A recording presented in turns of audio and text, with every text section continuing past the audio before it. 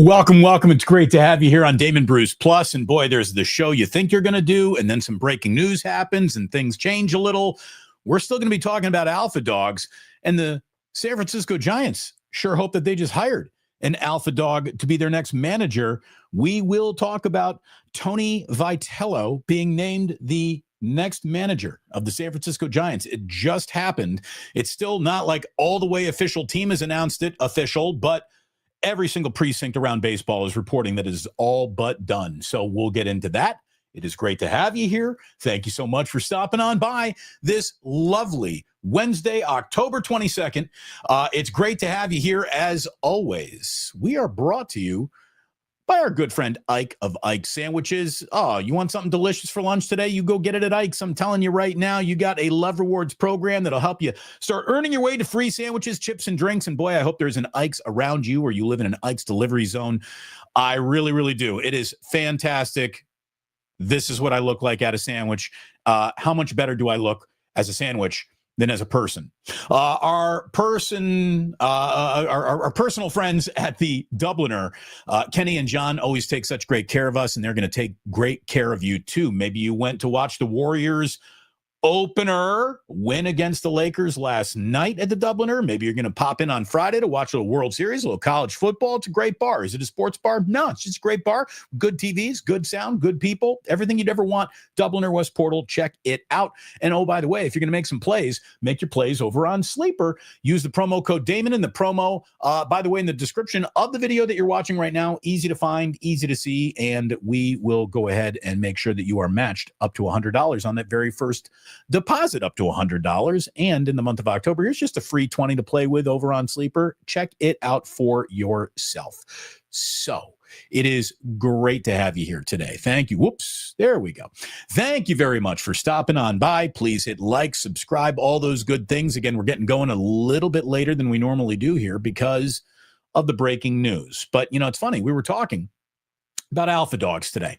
And I got to give Draymond Green some credit for inspiring for me for coming up with this main topic here today, because he was talking about how the Warriors kind of alpha dogged their way through Jimmy Butler joining this team with Draymond. A lot of people are predicting like that's going to be a clash. And, you know, it might be one day. We're still in the honeymoon phase of all this, right?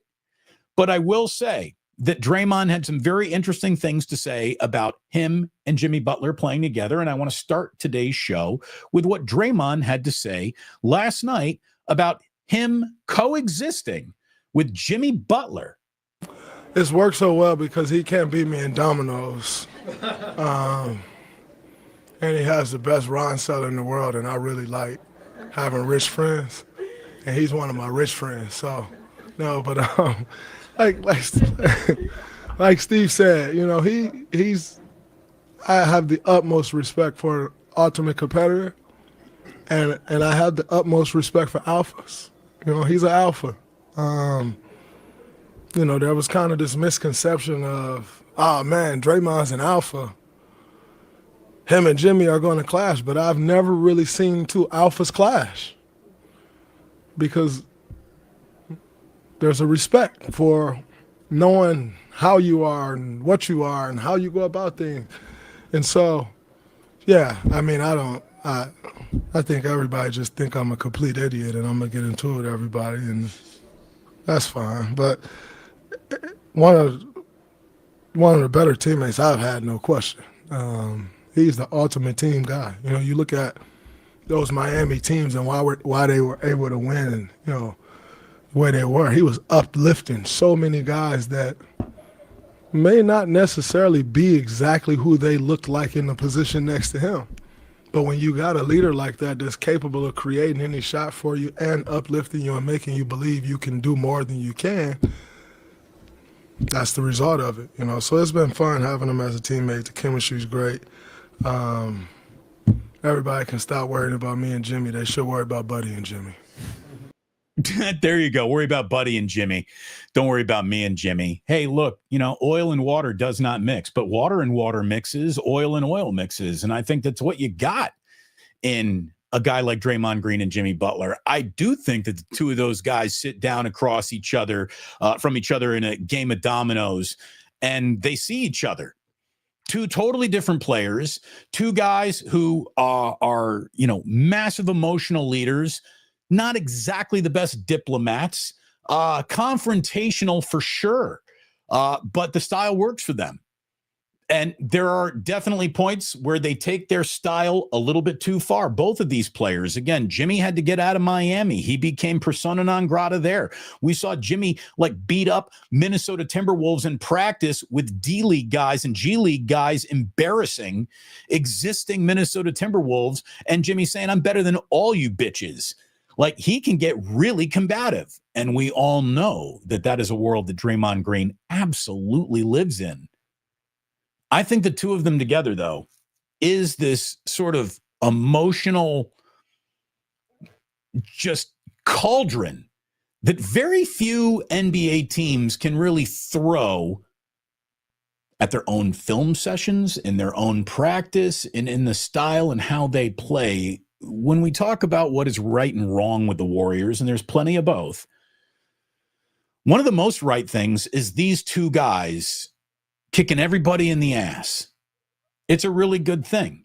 So I want to talk about some alpha dogs here in the Bay Area because I guess there are a group of psychologists who are going out of their way to say that in nature, the whole alpha dog, the alpha of a wolf pack, it really doesn't exist the way that we've romanticized it. Doesn't quite exist the way that we have romanticized it, but at the same time, there's absolutely no denying that this does exist on rosters and in sports, and alpha dogs set tones. So I thought we would take a little measurement of alpha dogs in the Bay right now under the condition must be active, must be playing. Sorry, Fred Warner. That's why you didn't make the list. You would have been right at the top of this list, Fred, but you can't play for the rest of the year. So what good is an alpha dog that cannot bark?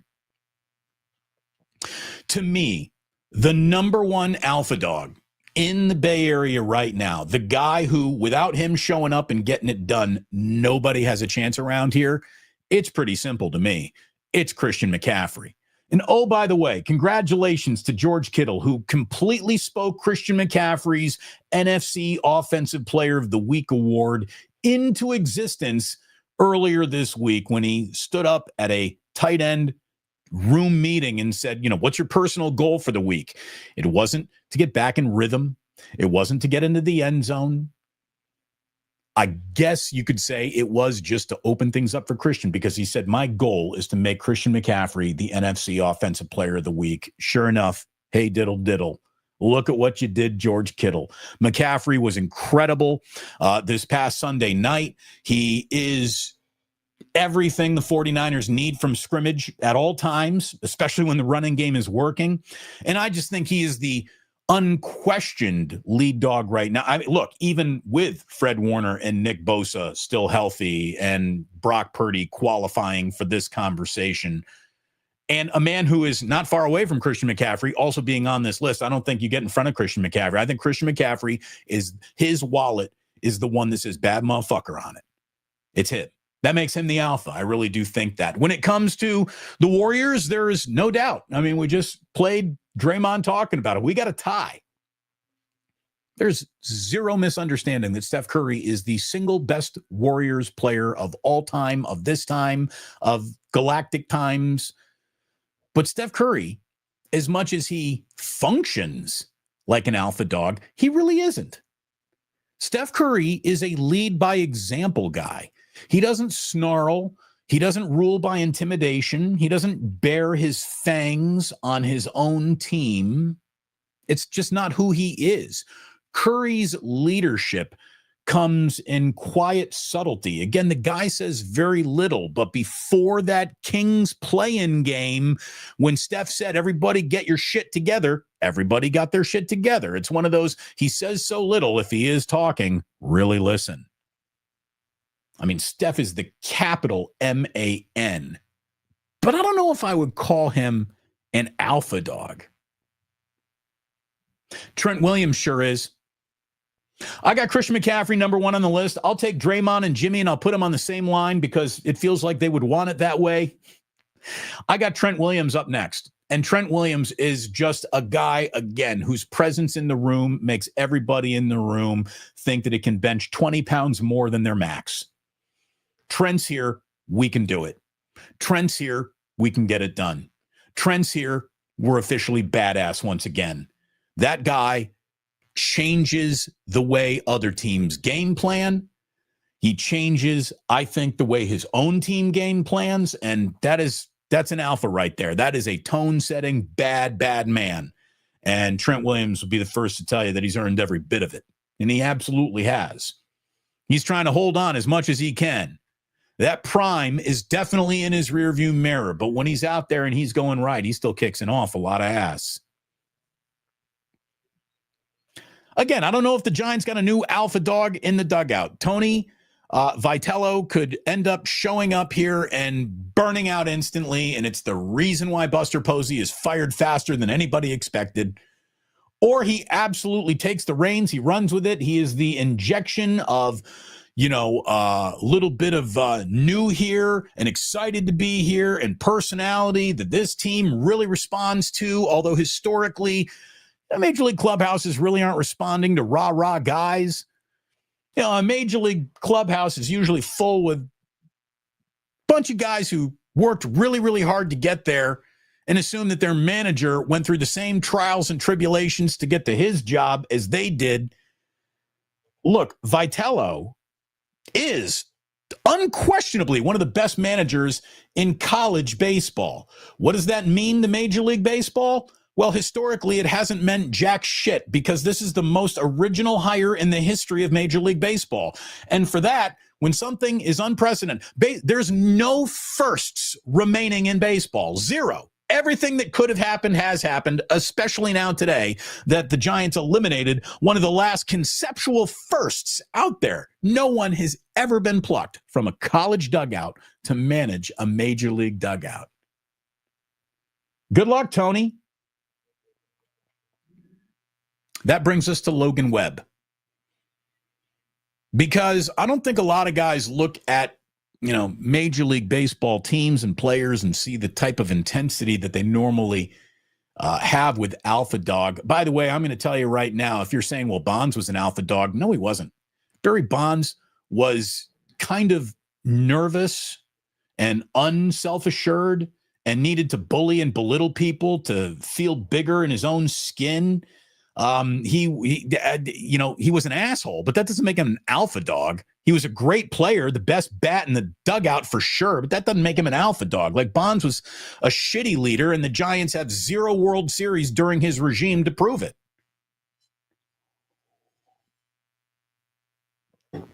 Logan Webb's a leader. Logan Webb is a quiet, confident, tone-setting alpha dog, and really the only guy I think that deserves the title of alpha dog in that Giants clubhouse right now. He is the one guy who I am just pretty much never worried about. Like, Logan's going to do what he always does today. If his team even hits for him a little, I bet you the Giants win.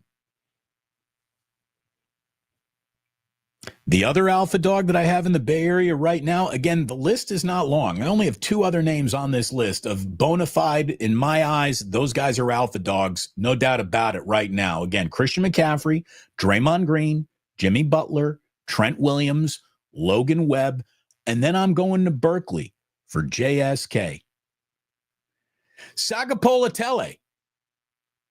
JKS, excuse me. Sagapolatelli, this true freshman at Cal, is an absolute alpha dog. You know how hard it is to be the 17-year-old dude who just steps up and is like, I'm in charge of this football team now.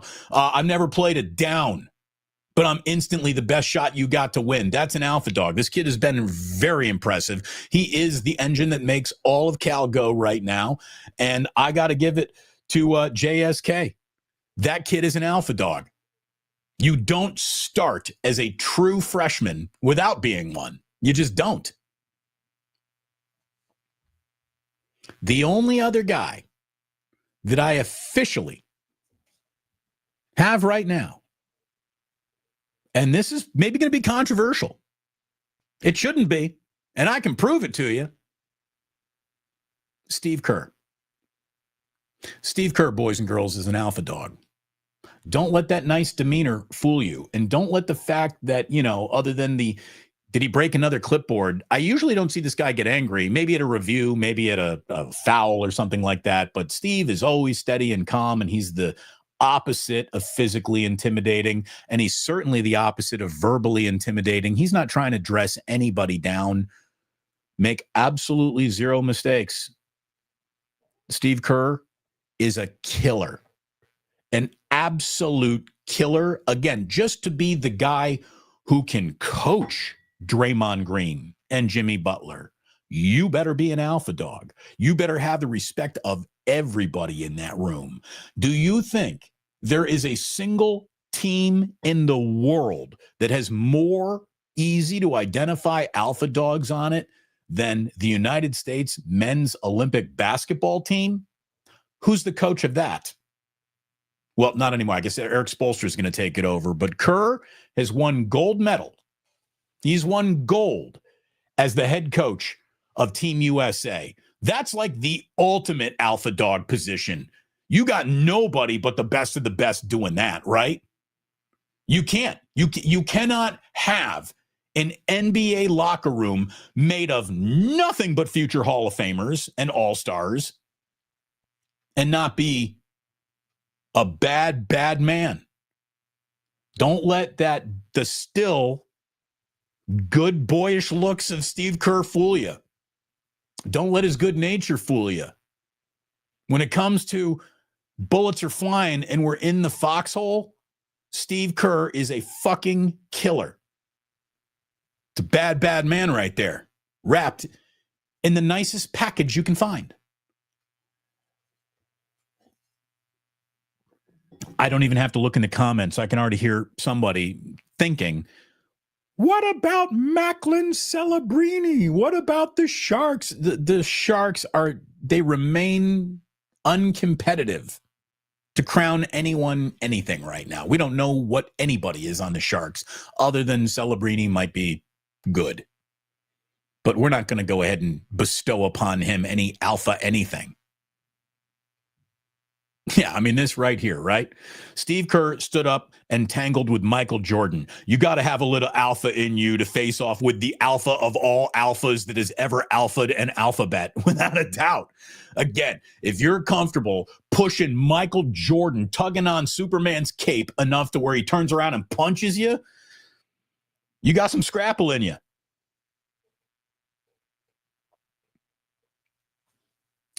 Do the San Francisco Giants have an alpha dog in Tony Vitello? I'm sure the Tennessee Volunteers thought that they did. This guy did a hell of a job. I want to read to you a little bit of the story that Jeff Passan breaking with Thamel about the Giants' new manager. He's 47 years old, regarded as one of the best coaches in college baseball, high-energy recruiting wizard who built a talent-laden team and a turnaround of a program that had been mediocre for decades. He emerged as the Giants' main target after Nick Hundley withdrew his name from consideration. By making Vitello his first managerial hire, Buster Posey is banking on the success at Tennessee translating to the major leagues. Vitello distinguished himself as one of the preeminent coaches in the country. Giants are spending a $3 million buyout to bring him to San Francisco. This is days of negotiations that have gone by that even some people said, hey, maybe somebody here has got cold feet. No, it's going to happen. Bob Melvin gets let go, and Vitello was 341 and 131. 341 and 131 at Tennessee. I'll give you this. I don't know anything about him other than he looks really comfortable in orange and black. Absolutely looks comfortable in orange and black. Very comfy.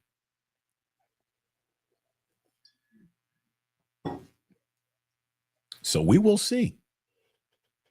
We will see what this means for the San Francisco Giants. I have no idea I'm not going to get into the prediction business on this one. I have no idea.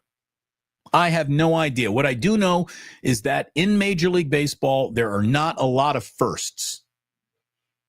The game has been played long enough by so many thousands of people that everything that could have ever happened in baseball has already happened probably like 30 or 40 times. Except this. This has never happened. Hey, should we bring in a minor league manager, somebody in our system who's been successful? Should we go retread route? Should we look for the best waiting minor league manager in anyone's system and go hire that guy? No, let's do something that no one has ever even thought of doing before. That's what Buster Posey just did. So good luck, Buster. This will either be the chair that you are carried around the dance floor in and hailed as a genius, or this is the cannon that fires you into the sun as a fired president of the San Francisco Giants because you fucked this up that bad. That's what this is. Buster Posey's entire reputation is no longer on the Rafael Devers trade, because we all know, hey, Rafael Devers at least did and does hit in Major League Baseball. We don't know what this guy does. We don't know what this guy does. I have as much Major League, minor league, managerial experience as the guy the Giants just tabbed to be their next manager. So good luck. Good luck with that. By the way, it was an awful lot of fun watching the NBA back. I mean, even that Rockets Thunder game, which goes to double overtime and pissed off a lot of Warriors fans because you didn't have Peacock, right? See, I got Peacock, so I had that on. And all I can tell you is that the very first thing that sort of washed over me as the night began, just like everybody else, was, boy, nostalgia. It's a powerful drug. The NBA on NBC, the laser Peacock logo going right into round ball rock. I mean, it was like you had Bob Costas blowing memories of 80s and 90s basketball just right in your memory. Isn't that nice? Aren't those nice waves and breezes of warm memories for when everyone insists basketball was better than it is right now, but probably wasn't? I mean, some things about it were. You could play more defense anyway. The integration of Jordan, even though it was canned, it wasn't like he was up there to say anything really live. You know, everything was edited and improved, obviously, but it was good. It was good. I'm not sitting here telling you, wow, that Jordan thing was just incredible, the way that some people are today. It was just Michael Jordan. You know, if he's not going to be out there really live reacting, if he's just going to be like a setting up on the tee memories all the time, let's see how they use him. I mean, obviously, we aren't going to conclude what we know about Michael Jordan as the broadcaster on NBC after just one broadcast. I will say this, though. Warriors, a lot of fun. Used a big third quarter. Jonathan Kuminga looked really good. It's nice to see basketball sort of quash hard feelings right there. And I know that basketball has been part of hard. I mean, that's another reason that just shows you that Steve Kerr is an alpha dog. Like, he will take the only young, talented guy in his team and tell him, hey, man, no, no, you ain't playing. Even though everything about the team that I have, your age, and how it all fits together says I got to get something out of you, I will bury you because I don't like the way you rebound or play defense or rotate. But Joe Lacob says that he doesn't give a shit, obviously, Steve, last year. I wonder, and this, by the way, Nick Friedel is going to be joining me at 8 o'clock. We're going to be live this evening at 8 p.m. for not only Warriors Talk with Nick Friedel, but an all-encompassing NBA conversation. Really looking forward to getting into it with Nick and welcoming him back to the Bay Area. I love Nick Friedel. Again, nostalgia is a powerful drug. We're going to be talking an awful lot about this season, Whether or not Joe Lacob is now telling Steve, like, put Kuminga in the starting lineup. We got some damage control to do here. Does Steve really want to start Kuminga over Al Horford? That was interesting. So Nick Friedel is going to be joining us at 8 o'clock tonight. It was great having. And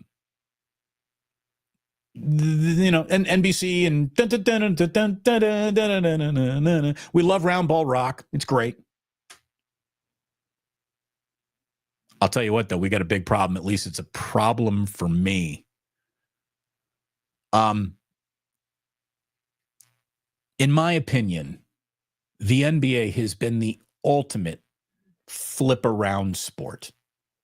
I seriously, I don't need 48 minutes of a basketball game to understand what happened. I don't. I love it. I love basketball. I will watch a game in its entirety as often as I can if I'm really interested in the teams. But here's the thing. I love basketball so much if I'm not interested in the team. Like, let's say we got Memphis, Orlando, right? Like, give me what's a very unsexy matchup.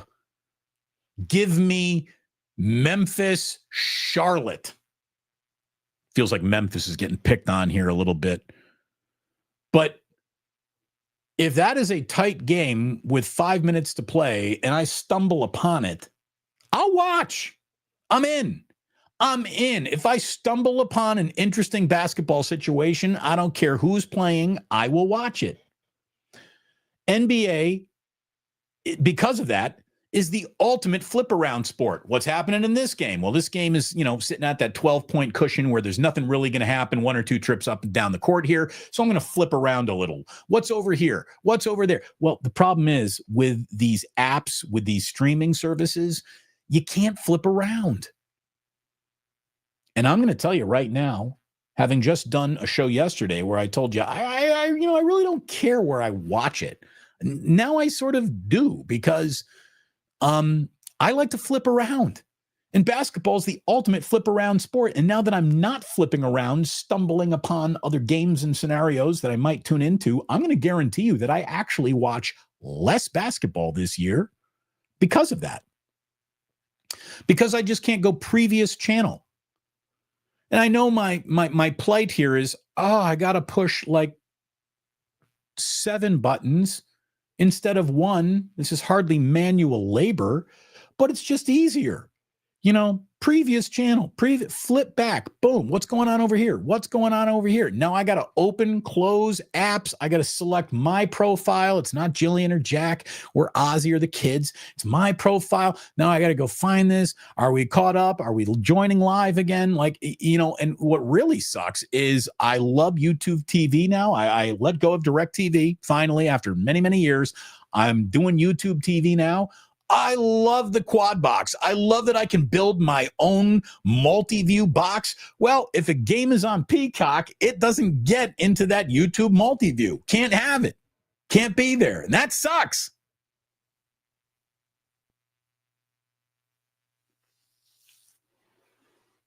So, yeah, I know that if we took every network executive out of it and we didn't let them talk about the incredible profits they're making from putting their inventory on these streaming services, and if it were just up to us, America, let's have the truest form of democracy we can possibly have. We are just going to put it to a vote. What are we voting on? Would you just rather go back to cable? Yes or no? I think yes would carry the election by a lot. I think it would be a landslide, knowing what we know now.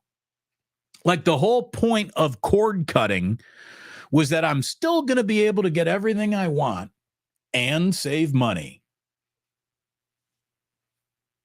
Now, we just are spending more money for something that is more complicated than what we had in the first place. It's pretty ridiculous. If we could just go back, can we go back to cable where everything I want to watch is all in one place and I can flip around all of it easily? Could we do that? The answer is no. That'll never, ever, ever, ever, ever happen again. The glory days are over. Fuck all of you. Your convenience matters not to their profit.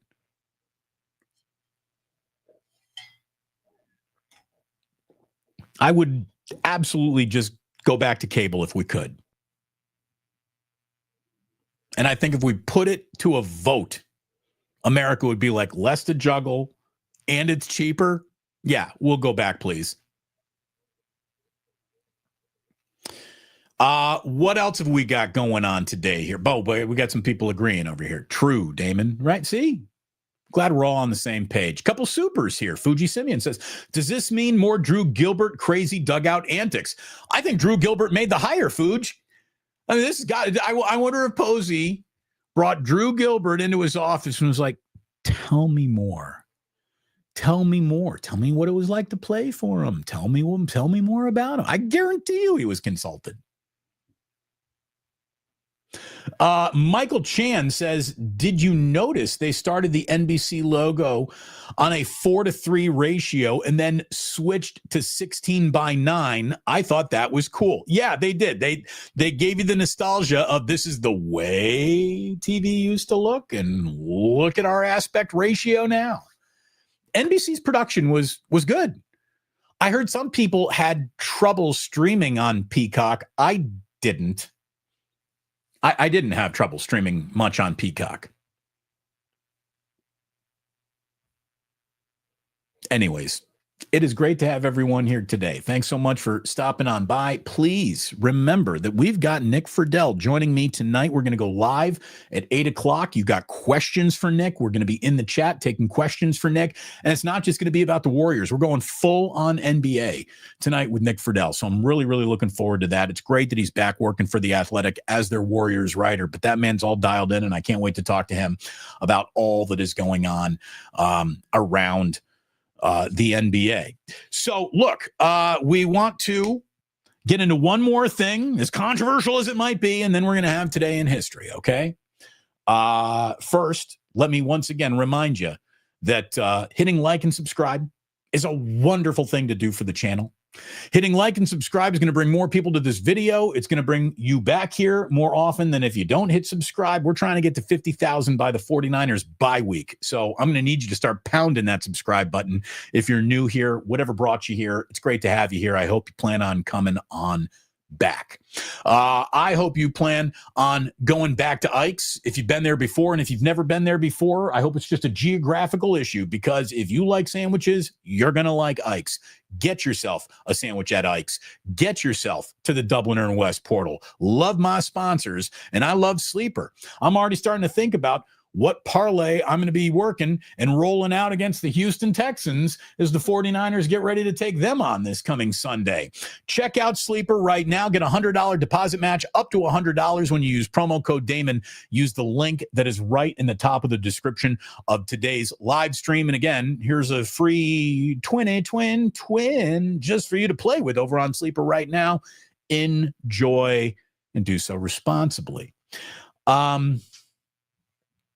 I can't believe that Roger Goodell has to say this, but Roger Goodell apparently just had to say this, that the NFL is sticking with Bad Bunny as its halftime choice. Apparently, this is very controversial. Now, when the choice was made, like, I put out, meh. Look, I got to be honest with you. I'm not consuming an awful lot of Bad Bunny, but I know who he is. I've heard his stuff. He's good at that. That's what he does. That's his style of music. That style of music certainly doesn't offend me. I like a good rhythm. I don't mind it being in Spanglish at all, for Christ's sakes. Other languages don't instantly offend me because you're in America. Speak American. Speak English. I love the people who say speak American, like that's the language. But I got to be honest with you. I don't think it's the right choice, because I believe the Super Bowl halftime show should sort of be representative of where the Super Bowl is.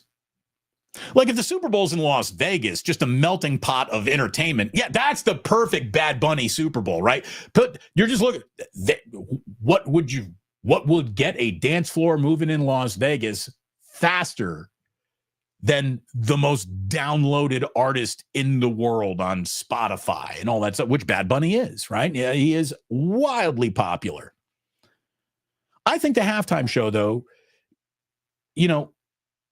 given the nearly unapproachable, rich history of music in the Bay Area, should be a little reflective of the Bay Area. Like I would have personally, and I know that, you put her on the screen and everyone would be like, who's that? I think Sheila E. going out and playing Glamorous Life would be a better halftime show and more Bay Area, bringing in the surviving members of Santana and Sly and the Family Stone to all pay tribute. I mean, the Grateful Dead is not going to be playing the Super Bowl, but something to speak to the Haight-Ashbury, something. Like, to me, there's just so much musical history in the Bay Area. And going back to a few years ago, it should have been Metallica. And don't tell me that Metallica isn't relevant. Metallica just had a global tour that has made hundreds of millions of dollars, and they're selling out football stadiums all the time. That's what I think would have been the better choice. Speaking at the conclusion of the NFL's fall meeting, Goodell said that the league is accustomed to getting blowback for its entertainment choices, given the size and the breadth of its fan base. The announcement made back in September garnered worldwide attention, including an increase in streams in Bad Bunny's music. Quote from Goodell, "He's one of the leading and most popular entertainers in the world. That's what we're trying to achieve. It's an important stage for us. It's an important element to the entertainment value. It's carefully thought through." I believe all of that. And there is no doubt, if you said, hey, we need the entire planet to lean in and watch something, what will get more eyeballs? Again, Sheila E., Metallica, a tribute to, the psychedelic hippie days, or Bad Bunny. Bad Bunny's going to win. So I understand why they did it. It would be nice if, the most, the biggest, the best weren't the only way we chose things. Like, what's appropriate? For the Bay Area, I just think there's been so much great music coming out of here. It would have been appropriate to have some sort of inkling of a Bay Area-based artist. Now, when he talks about it's carefully thought through, that includes the controversy, without a doubt. And the NFL knows this, absolutely. Like, never once. So when they announced Bad Bunny, they knew that was going to piss MAGA off.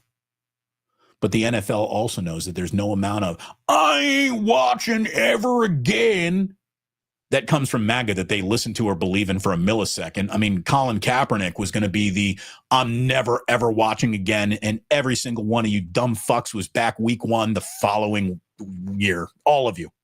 You didn't miss a snap. You I'll never watch again football protester douchebag. You didn't miss a snap. So when it comes to satiating you, go fuck yourselves. Because you're the bitch and moan people about everything anyway. You want to do your own like Kid Rock, Lee Greenwood tribute? Think it's for the first time ever, we're going to have a competing halftime. Wait, you never heard of Beavis and Butthead doing the Super Bowl in 1992? MTV had an alternate halftime in the early 90s. Bud Bowl on frickin' the Puppy Bowl on Animal Planet. Oh, no, we're going to do something that's never been done before. Stop. You didn't just hire, a college manager to manage a major league team. This has been done before. But go ahead. Do whatever you want. Watch whatever you want. I'll be watching Bad Bunny. Because you know why? The NFL knew it was going to be controversial, and they didn't give a shit.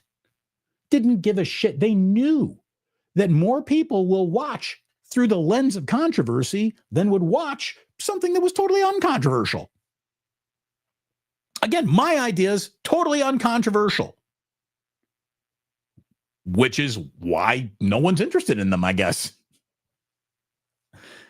Never once in the history of entertainment has controversy meant fewer eyeballs. The NFL knew exactly what it was doing. The NFL is absolutely trying to piggyback on the attention that is generated by the dumbest culture war being read by the biggest group of never read a book assholes in the world.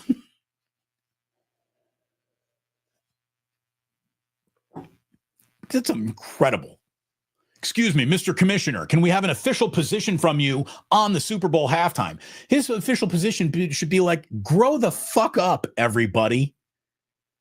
You will be there at the start of the third quarter, no matter what. We could have a dog catching frisbees as our halftime show. You'll be there. Actually, dog frisbee halftime show, that'd be pretty good too. That would be pretty good too.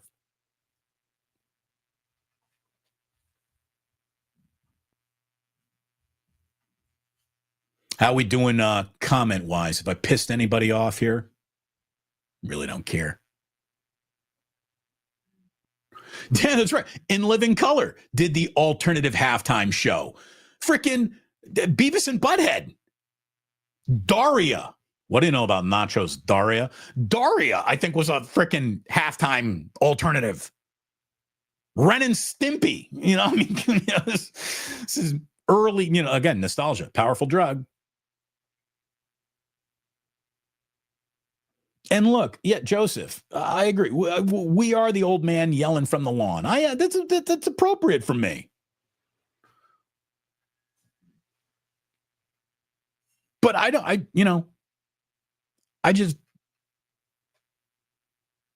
can you imagine music like making you really angry? I mean, there's music that I don't really like.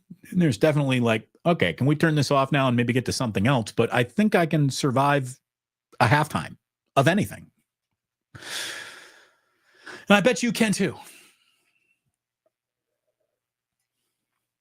All right, we ready for a little history here? We ready for a little today in history? Let's go. We start with birthdays. And by the way, our first handful of birthdays here, maybe all of these birthdays, are people that are very likable people. Happy 87th birthday to Christopher Lloyd. I'm Doc Brown. Incredible when he was on Taxi.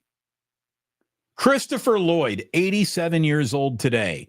Happy 73rd birthday to Jeff Goldblum.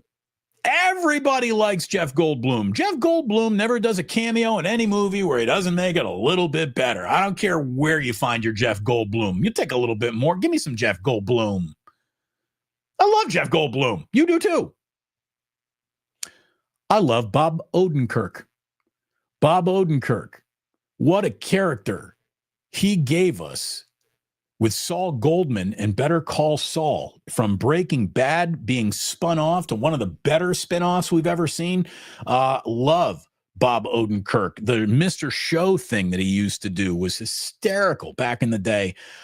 This is, a Second City guy who just blew up as an actor because he was really good at that too. So happy birthday to Bob Odenkirk, who is 63. How about this? Mr. Bombastic. Jack finally heard his first Shaggy song. Mr. Lover, Lover. My 6-year-old's like, what is that? Mr. Lover, Lover. I did the Mr. Bombastic, Lover, Fantastic. Fuck yeah, Shaggy. Shaggy's, I'm telling you right now, that song with caught banging on the bathroom floor, that's a great song.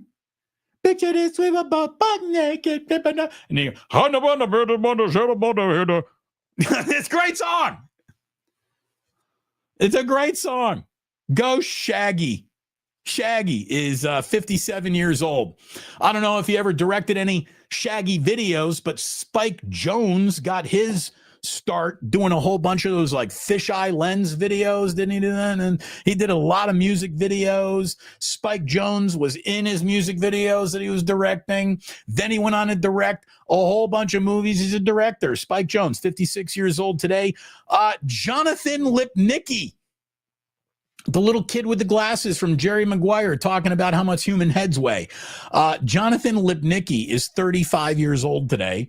Rapper 21 Savage, 33 years old today. So happy birthdays all around.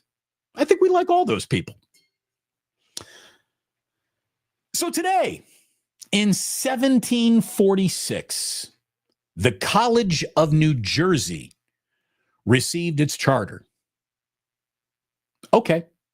So what did that really mean? Well, it meant that an institution of higher learning quickly would sort of find out, like, the moniker New York sounds imperial. New York sounds like royalty. New Jersey, I don't know why, because we really like the word Jersey. We love jerseys in sports, but just when you put them together, New Jersey, it just sounds like a girl getting fingered to a Bruce Springsteen song with a whole bunch of Aquanet in their hair. Like, it's just like New Jersey has so been thoroughly trashed by the concept of New Jersey that just saying New Jersey, it sounds less than. And New Jersey is a fine place with a lot of fine people in it. I'm not here to shit on you, New Jersey, but you know what the perception of you is.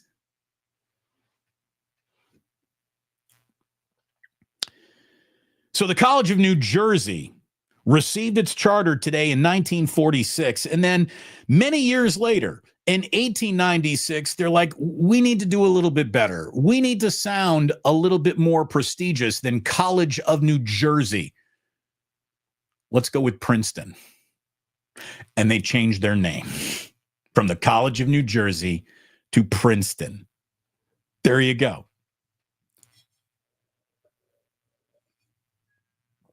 There you go. College in New Jersey. Who goes there? Gina, Tony, and Mike?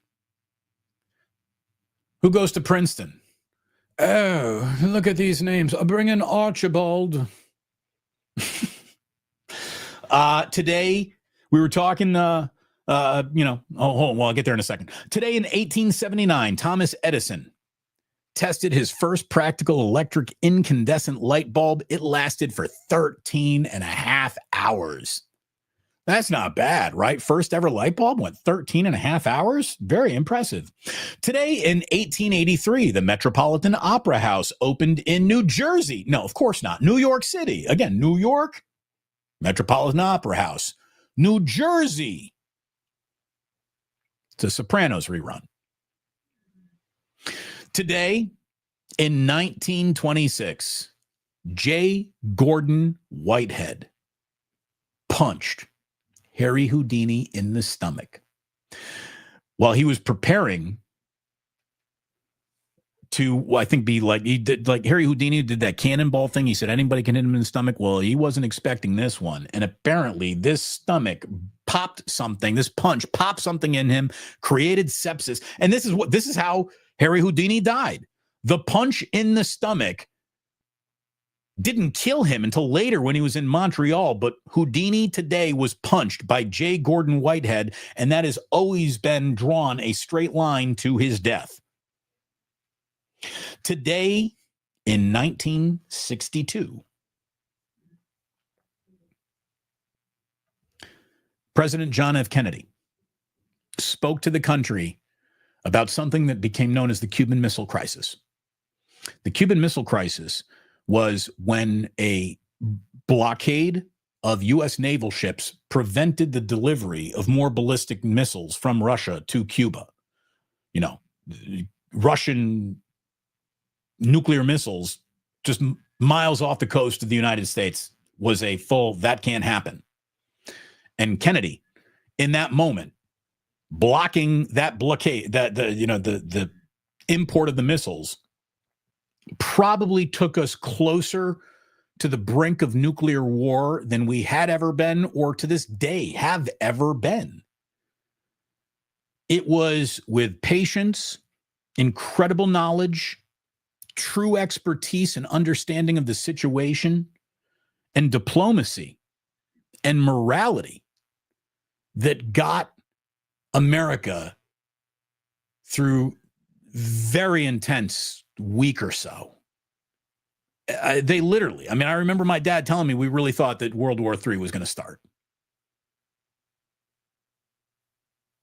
All I can tell you is that JFK's administration would not have been rattled by the announcement that Bad Bunny was hosting the Super Bowl or playing the Super Bowl. Think of what got us through the Cuban Missile Crisis. True expertise, knowledge, diplomacy, patience, morality. You find any of that these days?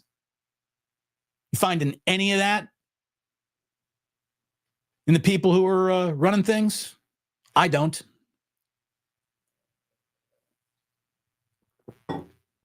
Neither do you.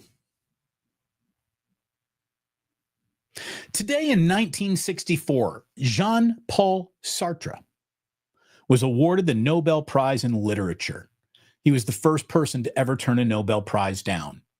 And he turned it down because, quote, a writer should not allow himself to be turned into an institution. Okay. I don't know if anyone else thought that. Most writers would be happy to be turned into an institution. That you want to talk about, you got convictions, brother. All right. Jean-Paul Sartre. Would you like the Nobel Prize? Nah. Okay. All right. You must be fun at parties. Let's see here. Today in 1976, red dye number 4 was banned by the U.S. Food and Drug Administration. There used to be a red M&M. So I was born in 1975. This happened in 1976. So in my childhood, I remember the little bags of M&Ms. Now, that little bag of M&Ms keeps for years, so you don't know when the store has had this little bag of M&Ms stored. And so we're in the mid-70s. They just say you can't eat red dye number 5 anymore. And I remember my mom looking through bags of M&Ms for the red M&M because that was the dangerous M&M. They've reincorporated red. Like they got a new safe red dye. Obviously, it's not red dye number 5 anymore, right? Or red dye number 4. Maybe number 5 is the winner. I don't know. But I remember the danger of the red M&M. That's how old I am. Are you red M&M years old? I am.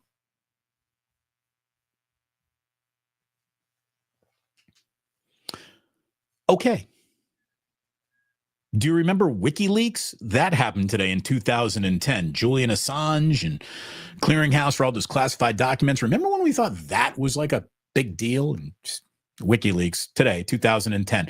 By the way, we'll wrap up with this. Today is National Make a Dog's Day. I mean, how? Don't dogs make our day? How could I possibly make a dog's day? I mean, I can give it an extra snack, some vittles, a belly rub, a walk. But to be honest with you, we were going to do all that anyway. I love dogs. I love dogs. Once we have both boys agreeing that in order to get another dog, we all have to be on the poo-poo patrol. We're not getting a dog until everyone agrees. And right now, the 4-year-old, the 6-year-old Jack he's like, no, I'm not picking up any poop. I'm like, well, we're not getting a dog. You got to change your attitude about that, young man. Anyways, National Make a Dog's Day. If you can make a dog's day today, please do so. Because just about every time I see a dog, it makes my day. I am the guy who will walk up to the total stranger with a dog and be like, can I pet your dog? I always ask. I don't just assume. I'm an asker. But I will ask to pet your dog. That's the kind of guy I am. What does that say about me? I don't know. I like dogs, I guess. Thank you very, very much. We got Barry saying, bang, bang, when Bosa wore that MAGA cap on camera. I was done with him. Sorry, not sorry. By the way, the winnings, the spiraling losing streak of last year followed that. Everything he touches dies. I miss him as a defensive end, as a person. I don't know anything about him that I think I really admire. Here's the thing. Can we just not all be total assholes to each other? Like, I'm done being total assholes to each other, but one side insists. So we'll see. We'll see where it all goes. But thank you for coming here. I'm the asshole you need in your life. Thank you very much for finding me. Whatever brought you to me, I hope you plan on hitting like and subscribe. Again, our good friend, no asshole tendencies, and Nick Friedel. What a great guy. He's going to be by tonight. We're going to go live at 8 p.m. talking NBA. It's like an NBA only show. We're hoops night with Nick Friedel here on Damon Bruce Plus, 8 p.m. tonight. So have a little cocktail. Come on. See you tonight. Little late night. In the meantime, though, really appreciate you being here. Like and subscribe, all good things. And please do remember that sports don't build character. They reveal it. And like that, he is